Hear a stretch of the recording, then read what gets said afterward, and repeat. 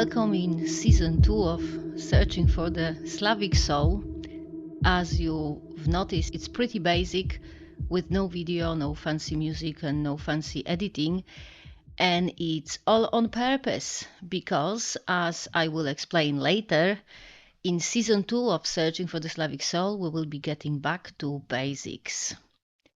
It's been a few years, and to be honest with you, I did not think I will ever record another episode of Searching for the Slavic Soul because, well, for two reasons.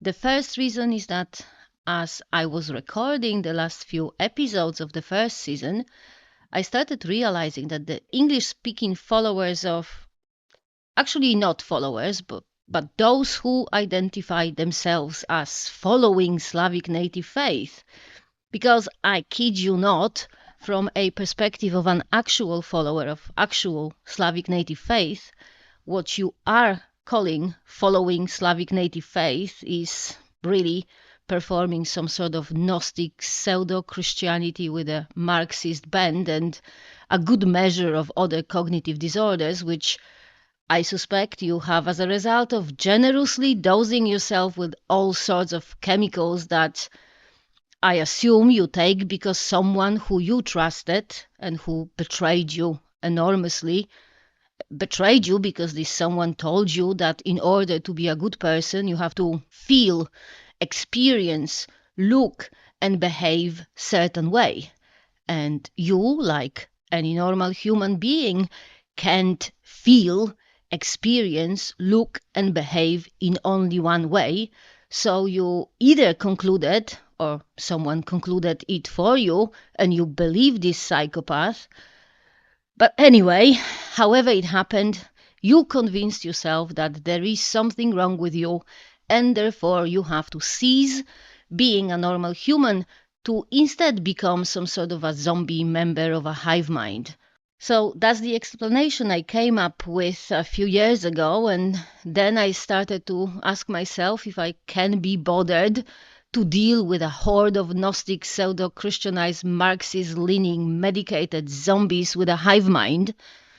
And then I started to read a book titled Bogowie, committed by one called Troy David Kokoschka, who claims to be a microbiologist and self-taught, I don't know, historian, some sort of a scholar of Slavic studies. It's not quite clear what this individual claims to be, but his book is stupid. Actually, it's not stupid, it's abhorrent, it's vile, it's a subversion of Slavic native faith. It's a bad book, and I strongly do not recommend you to read it. It is so bad, I didn't finish reading it. I don't know, maybe one day I will finish it, but I have not finished it so far, and I have no intention to finish it because it just hurts me how bad this book is. The core of the awfulness of the book is that, I don't know how to say it. It starts with a preconception that pre-Christian Slavs, our ancestors, their history, their culture, their beliefs, everything they created, that all of it can be criticized and judged and found lacking. I can even find words. It's wrong on so many levels that I just can't even find words. I mean, the core of Slavic native faith is veneration of ancestors. Veneration of ancestors. Let me repeat. Veneration of ancestors is what Slavic native faith is about. You do not criticize your ancestors. Never, ever, not ever. If your ancestors did something that did not have the intended consequences and resulted in a bad outcome, you take it as a lesson and with the utmost respect tell your ancestors how grateful you are for being able to learn this lesson from them. You learn everything there is to learn about the circumstances of the event. Try to understand everything there is to understand about the events, and then from the bottom of your heart, express deep love and admiration for how your ancestors handled themselves in such difficult time. Express deep gratitude that despite the difficulties, they managed to live long enough to make sure the next generation of your ancestors could come to be, which is the reason why you exist, by the way, and then you share with your ancestors your bread and mead and the warmth of the fire. This is what veneration is. You venerate. You do not criticize, you do not disrespect, you venerate. And most certainly, you do not accuse your ancestors, as the Kokoschka imbecile did, of committing, and I'm quoting here, indefensible actions while trying to survive. What a fucking idiot, this Kokoschka guy. I just can't even. Anyway, this stupid book was a final straw, and I decided I will not waste any more time on the woke morons. Particularly because, and that was the second reason I did not want to continue with searching for the Slavic soul, I realized that while I was focused on bringing up my daughter and sharing with you the amazing culture of pre-Christian Slavs, the woke debility made its way to Poland and started poisoning my homeland. And I decided I will not have that. So I got involved into the fight against the woke in Poland. And that wasn't an easy fight, mostly because in order to know what I'm fighting with, I had to familiarize myself with the postmodern neo-Marxist literature, which is so moronic you have got to be brainwashed to be able to read it without face-palming every 5 to 10 seconds. I did persevere, I kept pushing, and a few years later it paid off with the last presidential elections where the sane candidate won. So, at least for now, the woke madness will not be able to gain much in Poland. Of course, we only won a battle and there is still a whole war to win, so I am absolutely not going to rest on my laurels. But I can slow down a bit now, and since I have more time, I thought I will have another go at making decent pagans out of you brainwashed, Christianized, neo-Marxist, Gnostic lot of zombies. So, what I decided I will do in the second season of Searching for the Slavic Soul is to take you step by step into Slavic native faith, starting with absolute basics that while I was recording the first season of Searching for the Slavic Soul, I assumed you had these basics. So I assumed you had the basics because the basics is the humanity as it was given to us by gods through the blood of our ancestors, the bodies of our parents, and the spindle of Rodzanice. And now, to be clear, because I am talking to a horde of brainwashed zombies, I am not saying you do not have humanity. You do have humanity because you're humans. What you do not have is contact with your humanity. I don't know who did it to you, when and how it was done to you, but you simply don't have it. So while I am taking you step by step to Slavic native faith, I will also, hopefully, take you step by step as close as I can to the place where you forgot that you are humans. You will have to figure out how to enter this place and how to get in touch with the humanity you left there, but that's not really my problem. It's your problem, particularly if you want to follow Slavic native faith, which requires you to be in touch with your body, with your blood, with your family. The family that is here in this world, as well as the family that is there in the afterworld.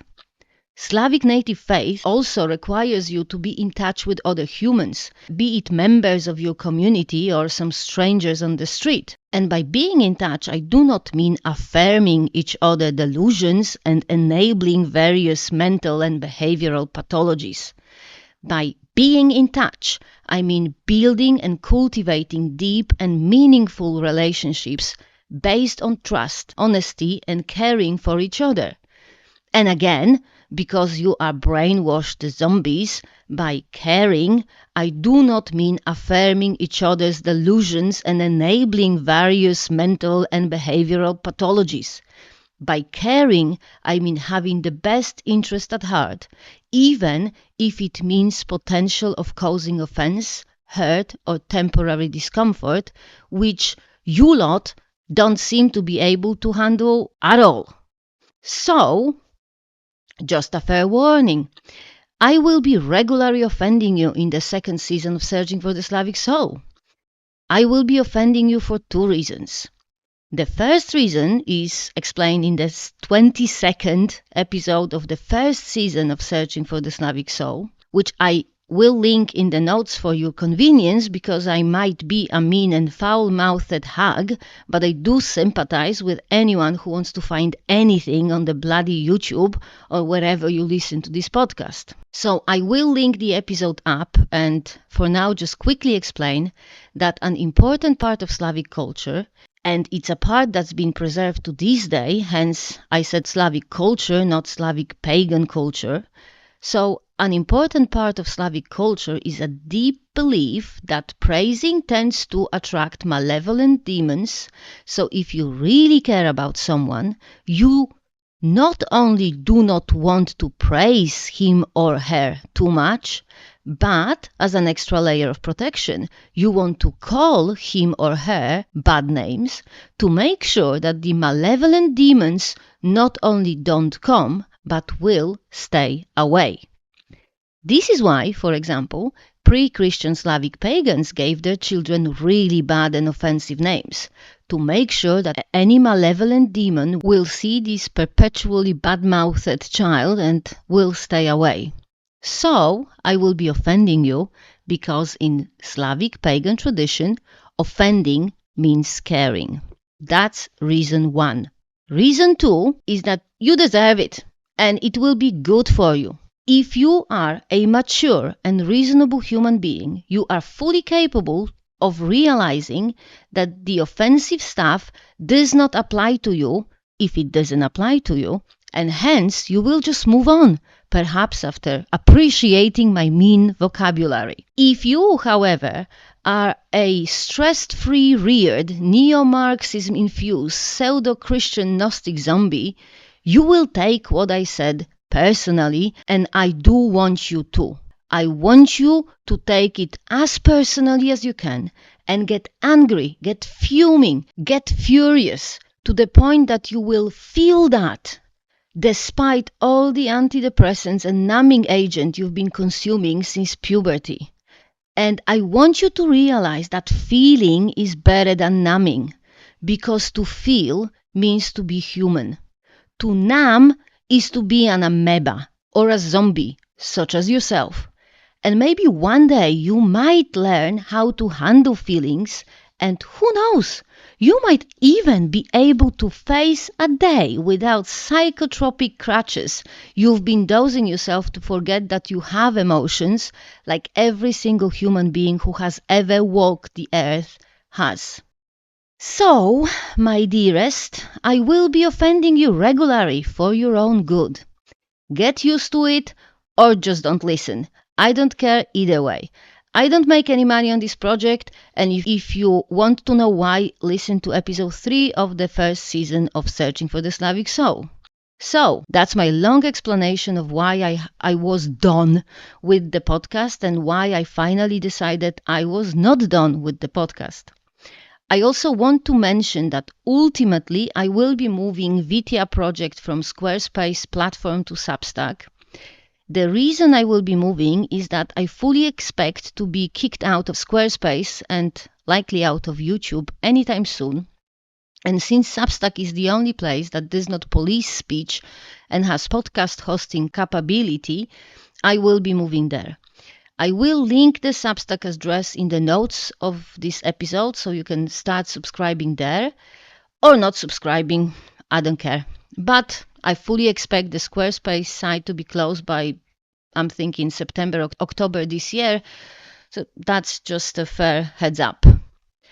Other than that, let's get on with the first step towards becoming a Slavic pagan, which you will not become anytime soon, but if you start now, you might get there in a couple of years. Because one thing you will have to do to become a Slavic pagan is to start to think like a Slavic pagan, which will require you first to start thinking and then to get rid of the Christianized oblivion you stuck in and actually develop a pagan state of mind.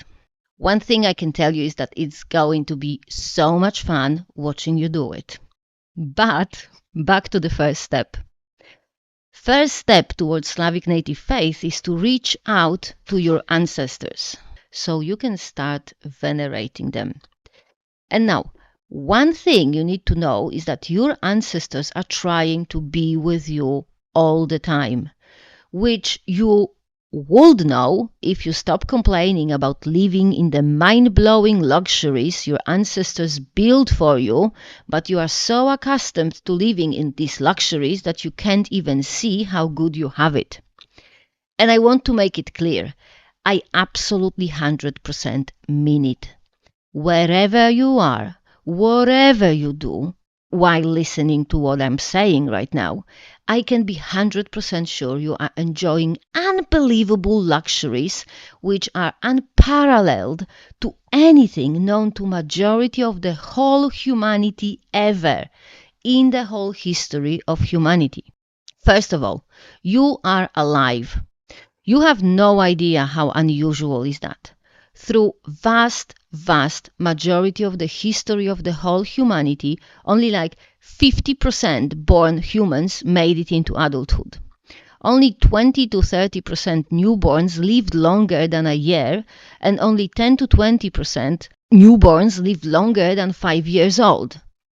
If you're listening to me, you are most certainly older than 5 years old, so congratulations, human! You made it further than majority of the humans who were ever born. Of course, you do not appreciate it, mostly because you are a brainwashed morons, but also, as I strongly suspect, you are far too deep in your delusions of victimhood to see even the most obvious blessings. But you will see the blessings. Don't worry, just keep listening. So, you are alive, lucky you. You are only alive because your ancestors did not give up on themselves and on their children. And in case you watch too many stupid movies, who am I kidding? Of course you watch too many stupid movies, and now you think that life in the olden times was sweet and peaceful until the bad people came over and ruined everything, colonizing the paradise. You might also think that life in the times of the boomers generation was easy and that you are the first one who ever had it hard in this unfair world where there is so much oppression and inequality that there has got to be a whole industry of intersectional training to find this oppression and inequality and to make it all better and fair. Well, you are stupid and brainwashed, so I can't fully blame you for believing in all these idiocies, but you will have to stop believing in it. You are not a victim. You do not have it hard, and your ancestors, whoever they were not oppressors. They were not victims either. They were just normal people living normal life, which is, as we say in Poland, full of zasadzkas, which basically means that it is designed to be hard because it is designed to be lived only by those who dare to live it. And your ancestors dare to live it, and you are walking proof of that. And if you're not walking, you are breathing proof of that. And if you're not breathing, then you are one of the ancestors, and I respect you greatly, and I am hereby inviting you to next Jade to feast with me, share mead and kołacz with me, and bless me with your wisdom. Your ancestors dared to do many things which you most likely have not done or not dared to do. They had sex, for example, of which you are a walking and or breathing proof, they also dared to make friends and relationships. And how can I tell they did? You might ask. I can tell you how I know. I know that because you are alive. And the only way you are alive is if your ancestors lived long enough to make sure their children make it into adulthood. And the only way they lived that long is by having friends and relationships. There is no other way to stay alive long term if you are a human. Or, let me rephrase, until the last decade or two, there was no other way. Although, actually, you still can't really be a human without friends and relationships. Without friends and relationship, as a human, you can only last as a zombified, brain-dead, sad excuse of a human being. And it is so horrifying that there exist people who are trying to make us believe otherwise. Actually, it's not horrifying, it's abhorrent. Particularly since the people who are trying to make you believe that you can remain fully human without friends and relationships do it only to get more rich than they already are. And let me just stress here, there is nothing wrong with being rich. Every single one of your Slavic pagan ancestors wanted to be rich. But they wanted to be rich to be able to share their wealth with their family, friends, and neighbors. While the abhorrently rich people want to get rich for the sake of getting rich. By the way, getting rich for the sake of getting rich in Slavic native faith is a sign of demonic possession. But we are not talking about demons today, mostly because you are so deep into your Christianized oblivion that you are not ready to talk about demons. We are talking about reaching out to your ancestors. So, you are not a victim.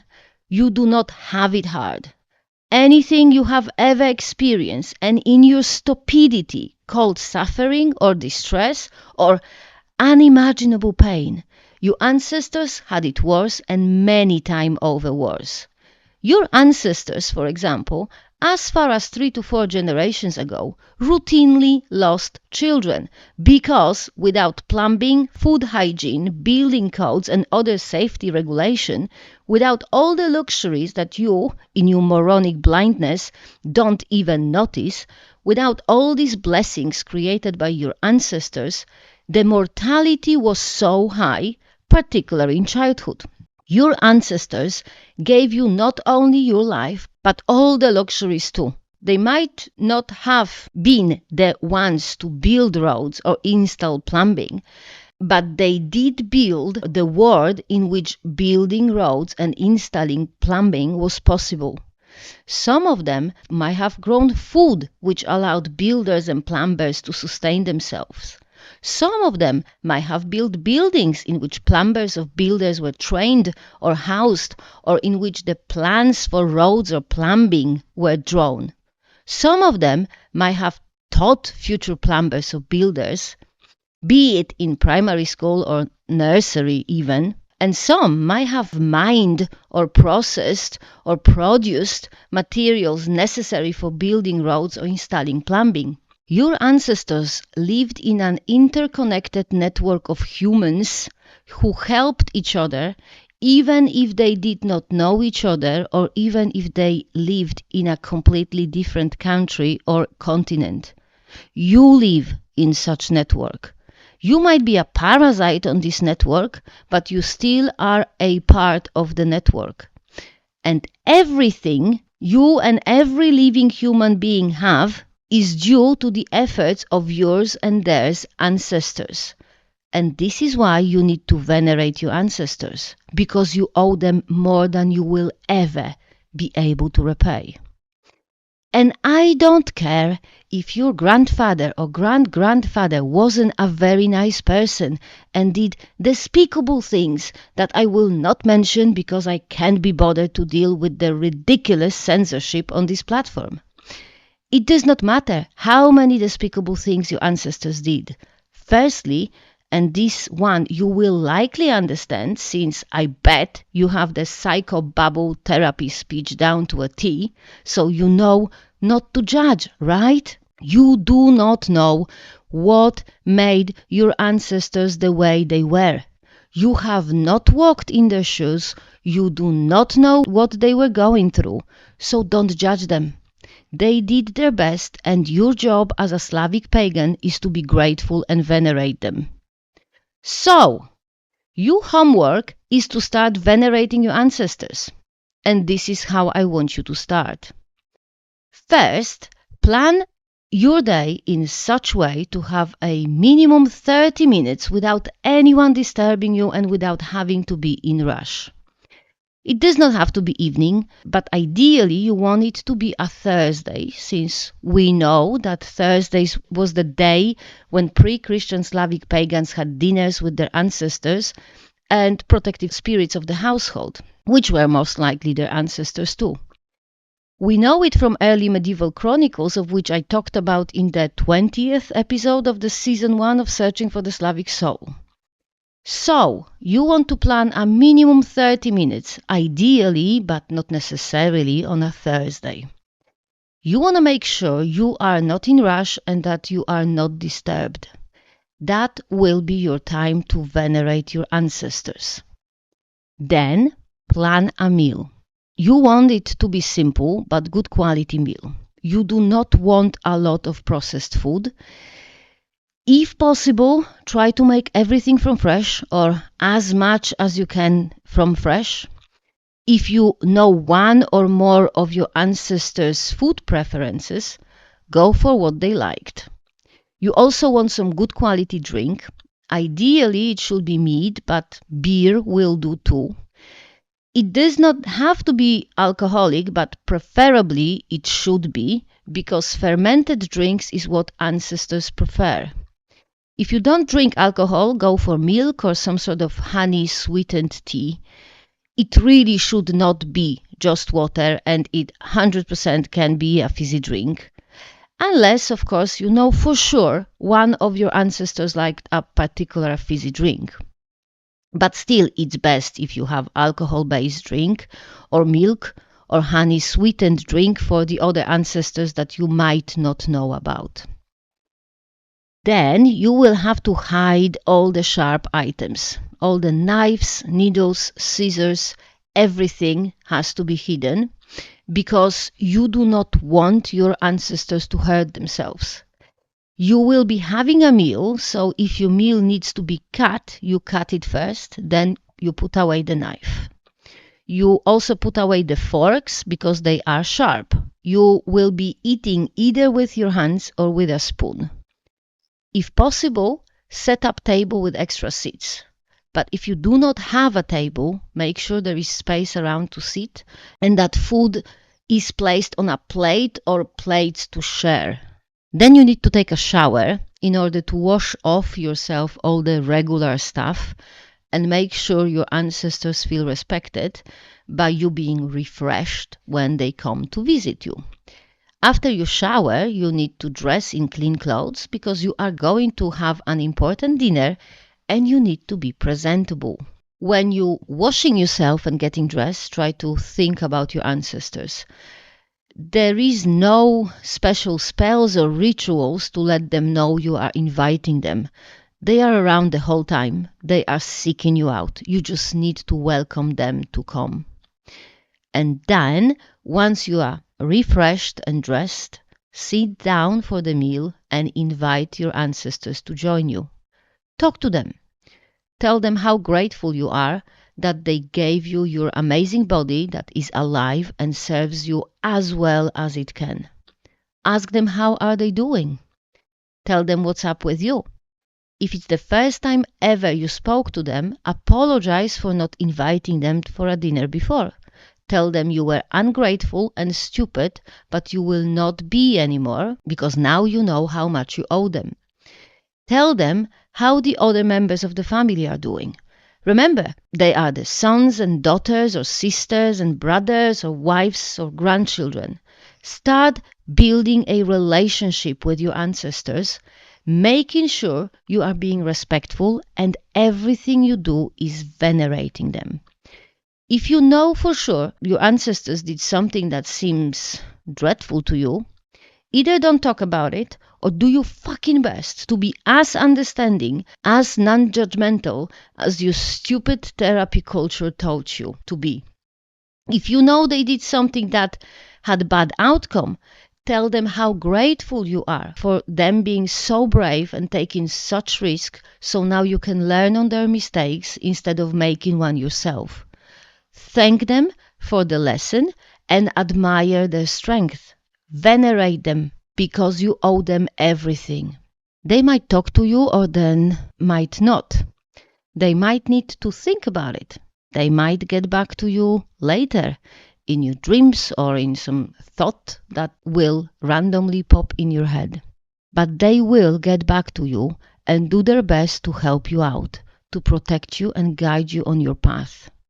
All you need to do is to keep talking to them and keep the relationship going. If possible, try to have a dinner with your ancestors at least once a week. If you're going through some difficult time, which given how spoiled you are, is literally every day and is just killing you, get some extra dinners in. And remember, these dinners are not for you to moan and complain, but for your ancestors to be venerated and respectfully asked for help and advice. And they will give you help and advice. You just need to make space for them to come. And that is all I want you to do until the next episode. We are taking first steps. So there will not be any gods, prayers, rituals, fires, żercas, or anything else. We are starting with the basic one-to-one ancestral veneration. That's it. Do not do anything else. I will try my best to get out one episode a month, but I cannot promise that. Remember to follow the link to a Substack so you don't miss the episodes when I close the Squarespace site or when they kick me off the YouTube. Focus on venerating ancestors and who knows, we might even make a pagan out of you. And for now, see you in the next episode. Sława!